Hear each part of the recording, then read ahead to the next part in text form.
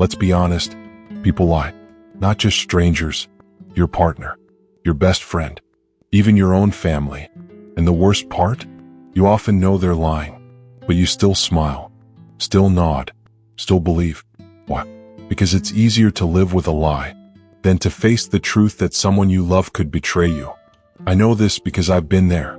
That sinking feeling in your gut, the way their words didn't match their eyes, the awkward laugh when things got serious.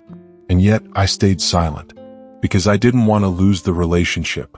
But in doing that, I lost something even more important: my clarity, my self-respect, my peace. If someone deceives you, let it not be because you refuse to see. Inspired by Epictetus, the Stoics taught us this. Truth is rarely comfortable, but it's always freeing. They didn't tell us to walk around suspicious of everyone. They told us to open our eyes, to sharpen our perception, because only those who see clearly can choose wisely. Most lies don't come with warning signs. They show up wrapped in smiles, in perfectly told stories, in vague answers, in nervous laughter. The signs are subtle, but they're there if you're willing to see them. Here's the hard truth. Lies don't hurt because they're lies. They hurt because you believe them, because you wanted to. And that's what liars count on. Your hope, your heart, your hesitation. You can't build peace on an illusion. Seneca. So ask yourself, do you want to feel good? Or do you want to know the truth? Because once you know, you can't unknow, but you can move forward. Wiser, stronger, unshaken. This isn't about being paranoid. It's about being clear. It's about becoming stoic. And today we're going to do just that. Let's uncover the 7 subtle ways people lie to you, and how to finally stop lying to yourself. Part 1. They change the subject when the truth gets close. It always starts small. You bring up something important, a question that matters. Maybe it's, where is this going? Why did you disappear last weekend? Why does your story keep changing? And just like that, they pivot. Now they're talking about dinner plans, or the weather, or some random thing they saw on Instagram. It feels harmless, maybe even smooth, but deep down something shifts. You feel it? They're dodging something real. I used to believe they were just nervous, or distracted, or afraid of confrontation. I made excuses for them over and over. But here's what I've learned the hard way. When someone keeps avoiding serious conversations, they're not protecting peace. They're protecting their secret. I saw it firsthand. I was with someone who, every time I asked a real question about the future, about trust, he'd steer the conversation into anything but the truth. He was good at it. Too good. And I didn't realize what was happening until everything fell apart. We suffer more from avoiding the truth than from the truth itself. Stoic inspired. The Stoics were clear about this. Avoidance is a form of dishonesty, not just toward others, but toward ourselves. When someone keeps changing the subject, they're really saying, I'm not ready to be seen. And when we let them get away with it, we're saying, it's okay to keep hiding. Here's the thing. Most lies don't sound like lies.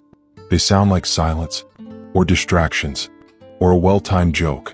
But silence, when the truth is needed, isn't peace, it's poison. The Stoics teach us this. Real peace doesn't come from avoiding tension. It comes from facing reality. I'll never forget the moment. I asked someone straight up, are you hiding something from me? He paused, locked eyes with me for just a second, then smiled and said, you hungry? Want sushi? That was it. The moment I should have seen it, but I didn't want to, so I stayed quiet, and the lie grew louder. Here's the brutal truth. People don't change the subject to protect you. They do it to protect the lie. And every time you let it slide, you're training yourself to settle for less than honesty. The Stoics had a word for this kind of self-betrayal: turning away from reason. Because reason demands clarity, and clarity demands courage. So the next time someone dodges the conversation, pause. Ask yourself, what am I being redirected from? Because their deflection might be your last chance to open your eyes. This isn't about chasing drama. It's about choosing truth over illusion. It's about becoming someone who sees clearly, even when it hurts. Because here's what I believe. The people who truly love you won't hide from truth. They'll stand in it with you, even when it's hard, even when it's messy. But if someone always runs, maybe it's time you stop chasing, because truth doesn't hide. And love, real love, never fears honesty. Part 2, they get defensive fast. Sometimes truth doesn't run away, it fights back. You ask a simple question, casual, like, hey, why didn't you mention this before? Is there something going on I should know about? And suddenly, boom, they snap. They get irritated. They accuse you of being too much. They flip the script like you're the problem. Why don't you trust me? You're always so paranoid. Can't you just relax? But here's what I've learned. People don't get defensive over nothing. They get defensive when they feel exposed. There's a saying that hits hard. A hit dog will holler. If someone's reaction is too strong, too loud, too sudden, you probably just got too close to the truth. I've been there.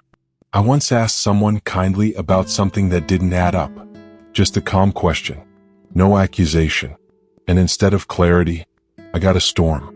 He made me feel like I was the bad guy for simply wanting to understand. And that's when I realized it wasn't about my tone. It was about his guilt. The Stoics teach us that our job isn't to control others. It's to control ourselves. When someone wrongs you, the harm is theirs. Your only task is not to join them. Marcus Aurelius. But we do. We fold. We soften. We second-guess ourselves. All because we're afraid of making a scene. But here's the truth. Peace that depends on silence isn't peace. It's pressure. If someone blows up every time you ask a real question, they're not protecting your relationship. They're protecting their secrets. I had a friend like that. Every time I asked about a project, he'd get short, irritated, on edge. At first, I thought maybe he was just stressed. But then I looked closer. The anger wasn't random, it was rehearsed. Weeks later, I found out he'd been hiding things all along. When someone gets defensive without cause, they're not reacting to your question. They're reacting to the truth they're scared you'll find. But here's where most people mess up. They back off. They take the blame. They walk away thinking they asked the wrong thing. But a Stoic doesn't run from the uncomfortable. A Stoic sees through the performance. Because when truth is present, there's no need for drama. I've learned, if someone is honest, they'll give you answers. If they're guilty, they'll give you attitude. So when someone flares up over something small, don't match their energy. Stay calm. Stay steady. Watch closely. Because defensiveness is a mask.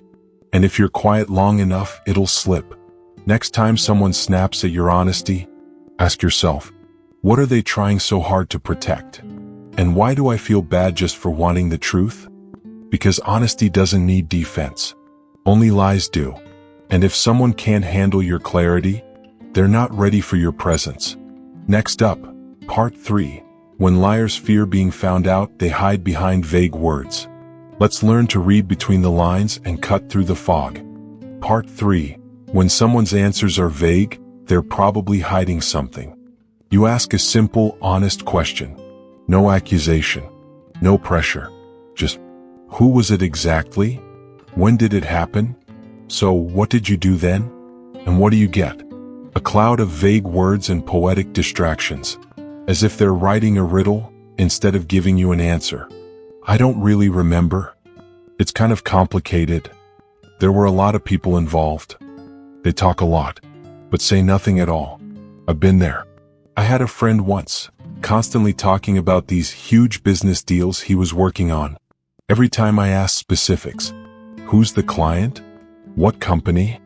What stage are the negotiations at?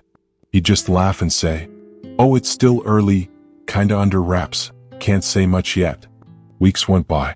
No contract, no proof, no client, just smoke. And I kept inhaling it like it was real. The one who avoids clarity fears what clarity will reveal. Stoic insight. In Stoic philosophy, we're taught this. The virtuous person doesn't fear details. They live in truth, not in clever detours. Marcus Aurelius once wrote, be like the daylight, clear, straightforward, without disguise. So why do people keep hiding behind vague answers? Because vagueness is the safest hiding place for the dishonest. It's like smoke. You try to grab it, nothing solid. They slip behind their foggy phrases, and if you're not grounded in reason, you'll follow them into the mist. I used to be that person. I didn't want to make things awkward. I was afraid of offending them. I didn't want to be seen as suspicious. So I smiled. I nodded. I convinced myself, maybe I was just overthinking. But you know what's scarier than being suspicious? Living in a relationship where you're afraid to know the truth. We are not hurt by the truth. We are hurt because we didn't face it when we had the chance. Seneca. Stoicism teaches us this. Courage isn't about being loud. It's about calmly confronting what others dance around.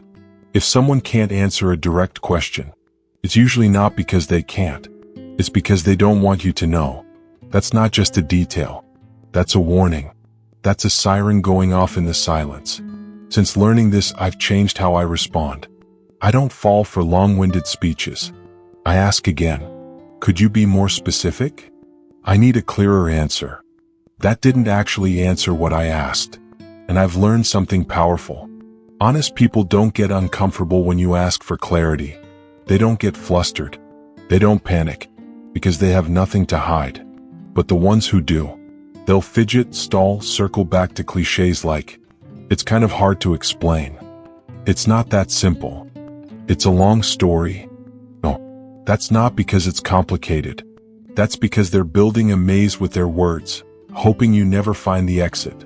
The one who resists the question is the one who needs to be questioned most. Real-life wisdom. This isn't just a skill to spot liars. It's a mindset to build a life founded on truth. No one's forcing you to trust everyone, but you must trust yourself when your gut reacts to vagueness. Let me leave you with a question you should always keep in your pocket. Why is this person so uncomfortable giving me a straight answer? And if they can't, then you need to stand taller. Ask deeper. Because a Stoic doesn't live in doubt. They live in verified truth, in clear words, in a presence that refuses to be sidetracked. Ready for part 4? Let's expose those stories that sound a little too perfect. Because the smoother the tale, the higher the chance it's a lie in disguise. Part 4. If a story sounds too perfect, probably is a lie. Ever heard a story so perfect it made you pause? Every detail landed. Every beat hit. Not a single crack. No loose ends. It flowed like a Hollywood script. But here's the thing, it wasn't real life. I once knew someone, let's call him Eric. Eric always had a story. Big business wins. Spontaneous road trips. Unbelievable meant-to-be moments. He spoke with this gleam in his eye, like every sentence was made for a trailer. I signed the deal as the sun set behind the skyline. The CEO shook my hand and said, "You're the one I've been looking for." And you know what? I believed him. Not because I was naive, but because I wanted to believe. I wanted the world to be that magical. People aren't fooled by words. They're fooled by their desire to believe. Epictetus. And that's the weak spot liars exploit. They don't tell you stories to connect. They tell them to dazzle, to hijack your imagination, to control how you feel, not how you think. But here's reality. Life's not that neat. Real people don't speak in rehearsed monologues. Real stories are messy. They come with pauses, repetition, and rough edges. And it's those imperfections that signal authenticity. I remember one day I started asking Eric questions. What company was that again? Where exactly did you meet the CEO? Was anyone else there to witness it? That's when the story started unraveling. Suddenly details didn't match. He stumbled. His tone changed. And just like that, his movie collapsed. The truth doesn't need polish. Only lies need a spotlight. Marcus Aurelius. Here's what you need to know. When someone's story sounds too smooth, too cinematic, it's not a confession. It's a performance. A lie in a tuxedo. Stoics know this. They don't look for the prettiest story. They seek the truest one. They don't ask, did this make me feel good? They ask, did this help me see clearly? Because the truth doesn't always sparkle. It doesn't need violins. It just needs courage to be seen for what it is. So next time someone tells you something that sounds too perfect, Pause. Don't be swept away. Don't clap just because they made it sound nice. Ask one simple question. Really? Can you walk me through that moment again? And watch closely. Not just what they say, but how they say it. If their voice shifts, if the details fade, if their eyes dodge your gaze, you don't need hard proof. You already have what Stoics call discernment, the practiced art of cutting through illusion. The truth stands naked. Only lies need costumes. Here's what I've learned. Step back when something feels too crafted. Ask small, simple questions. Trust how the truth sounds and how the lie trembles. Because honest people aren't flawless storytellers. They're flawed humans who aren't afraid to admit it. So when someone gives you a story too smooth to be real, don't be afraid to dig, to challenge, to question. Because truth isn't always pretty, but it always stands the test of clarity. And clarity is what Stoics live for. Coming up in part 5, we decode the language that doesn't need words. Body language. Part 5. When the body turns away, the truth shows up. Have you ever been in a conversation with someone? They're looking at you, speaking to you, but their body starts turning away? Maybe just slightly. Barely noticeable. But something inside you feels it. That strange distance. Like they're right there, and yet already halfway gone. I've been there. I ignored the signs. In a relationship I thought was safe, every time I brought up something serious, their body would shift, subtle but clear. They weren't just uncomfortable. They were trying to escape. A liar doesn't need to speak. Their body will always betray them first. This is not philosophy in theory. This is Stoicism in practice. We tend to believe that words are the only form of communication. But they're not. Not even close. Body language is truth, unfiltered. It's the draft before editing. It's where fear, shame, and conflict expose themselves without permission. And when someone lies, their body reacts first. Liars rarely face you directly. They avoid eye contact like it might reveal their soul.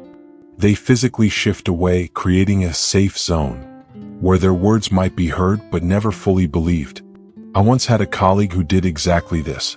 Anytime I asked about a delayed project, he'd cross his arms, glance away, tilt his chair slightly to the side.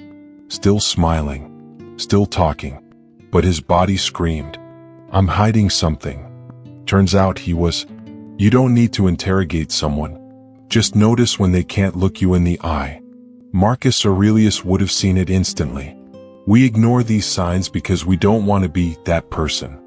We don't want to seem paranoid. But Stoicism doesn't teach paranoia. It teaches clarity. To see things as they are, not as we hope they'll be. When someone turns away from you mid-conversation, don't rush to accuse. Just observe. Ask yourself, what truth are they afraid to face? Why does their body want to run? I started doing this, saying nothing, just watching. Not aggressively. Not accusing. Just being present. And you know what? Silence made them more nervous than questions ever could. Because in that silence, they felt seen. In life, you'll meet people like this. They'll smile. They'll talk. They'll act like everything's fine. But their body will beg to differ. The body is the most honest messenger of the mind.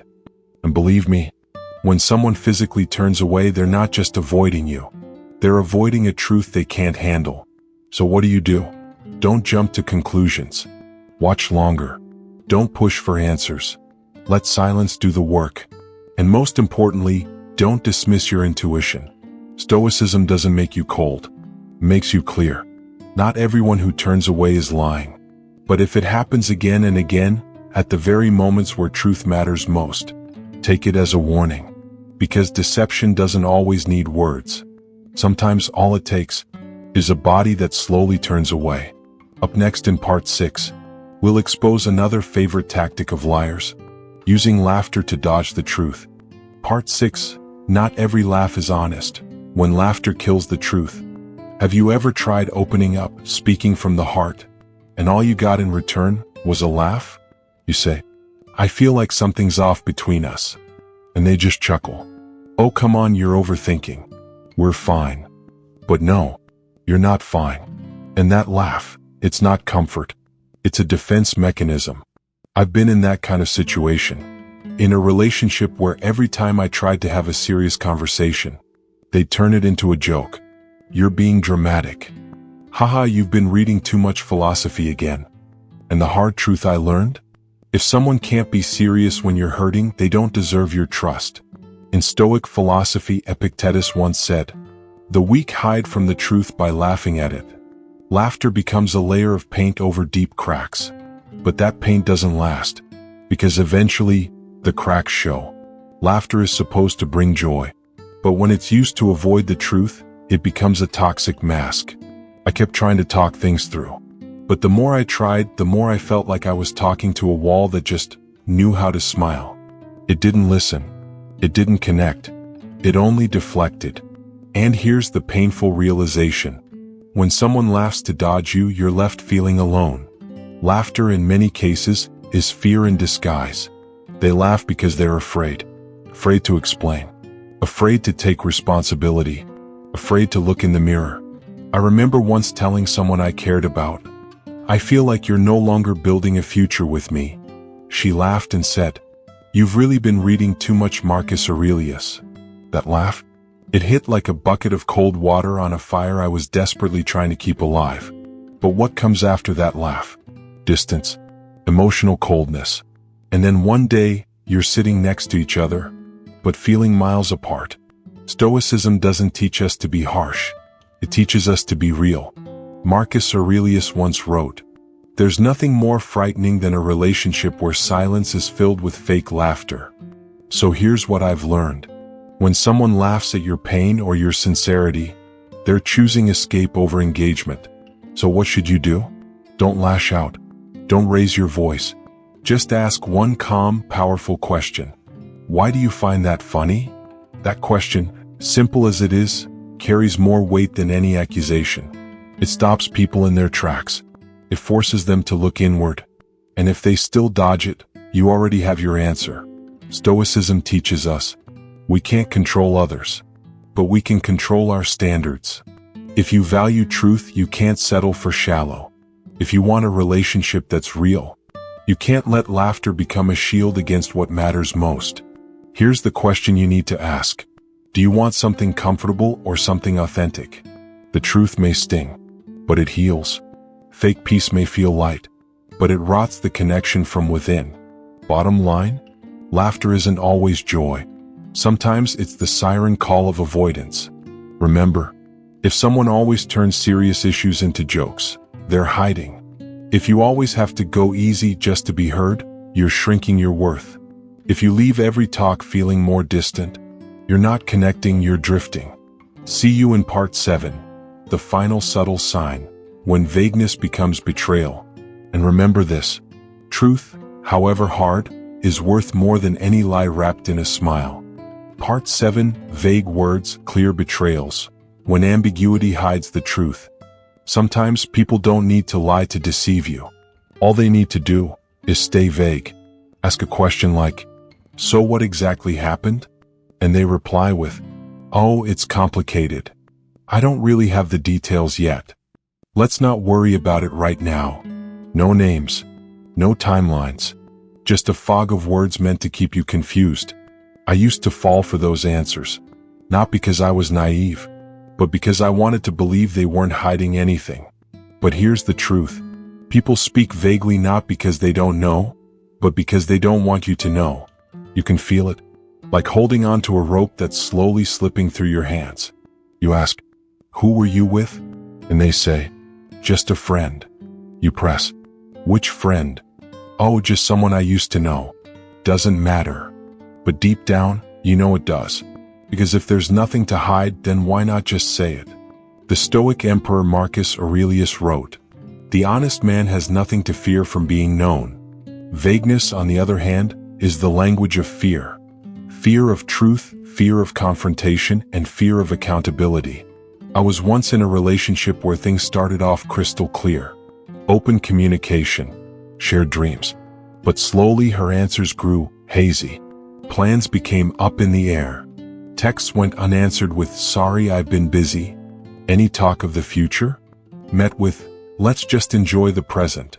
I didn't want to believe it meant anything, So I said nothing.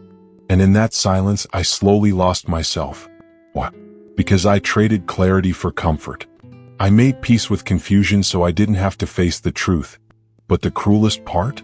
When the truth finally broke through, I realized I had known it all along. I just didn't want to admit it. Seneca once said, "The wise man does not avoid difficult questions. He faces them because he knows he has nothing to lose by telling the truth."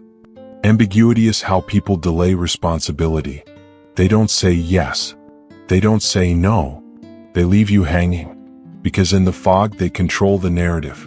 You wait. You guess. You hope. But here's what Stoicism teaches us. When someone truly values you, they don't leave you drowning in uncertainty. Ask yourself, why can't they just answer directly? Why are you always the one confused? Why do you feel drained, yet still act like everything's okay? Not every lie is loud. Sometimes a vague answer, repeated enough times, becomes a quiet betrayal. I used to stay silent. I used to accept it. But when I finally asked for clarity, everything fell apart. And you know what?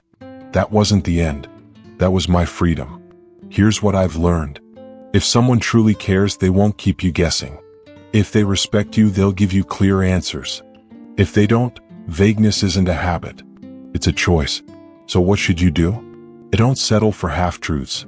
Don't feel guilty for needing answers. And never lose yourself just to keep someone who refuses to be honest. Stay with me for the final part, where we take all these signs and transform them into one powerful choice. To live a life guided not by illusions, but by clarity, strength, and truth. When you look back at all the signs, the forced smile, the vague answers, the sidelong glance, the nervous tone, you realize something. Lies were never that complicated. They were always there. Small, subtle, but real. The problem wasn't that we didn't see them. It's that we didn't want to. Because facing the truth often hurts more than believing the lie. Stoicism doesn't teach you to be cold. It teaches you to see clearly and act with dignity. A true Stoic doesn't live to please others. They live by one principle. If it's not true, it has no place in my mind. I've accepted vague excuses just to hold on to someone I loved. I've closed my eyes to the truth because I didn't want to lose them. But the truth doesn't need your belief to be real. And the moment I stopped avoiding it, I stopped being someone's victim and became the leader of my own life.